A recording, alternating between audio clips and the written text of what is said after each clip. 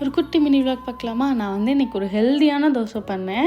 இது வந்துட்டு நம்ம ஊர் நாட்டு சோளம் வச்சு அப்புறம் கருப்பு உளுந்து போட்டு பண்ண தோசை. இது ரொம்ப நல்லாயிருக்கும். உங்களுக்கு ரெசிபி வேணும்னா சொல்லுங்கள். இப்போல்லாம் நான் என்ன குக் பண்ணாலுமே தேவ்குட்டியை கூட வச்சுக்கிறது கொஞ்சம் சேஃபாக தான் வச்சுப்பேன். அதனால் பயப்பட தேவையில்லை. ஏன்னா அப்போ தான் அவங்களுக்கு சாப்பாட்டு மேலே கொஞ்சம் இன்ட்ரெஸ்ட் வரும் அப்படின்னு சொல்லிட்டு வச்சுக்கிறேன். அது கொஞ்சம் ஒரு சில டைம் ஒர்க் அவுட்டும் ஆகுது.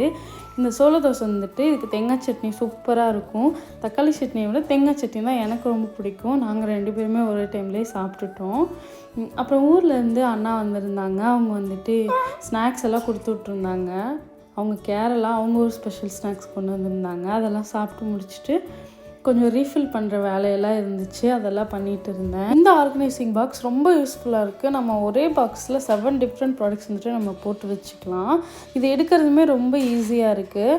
ஸோ உங்களுக்கு தேவைப்பட்டுச்சுன்னா சொல்லுங்கள், நான் கண்டிப்பாக லிங்க் ஷேர் பண்ணுறேன். இதே மாதிரி நம்ம இன்னொரு வீடியோவில் பார்க்கலாம்.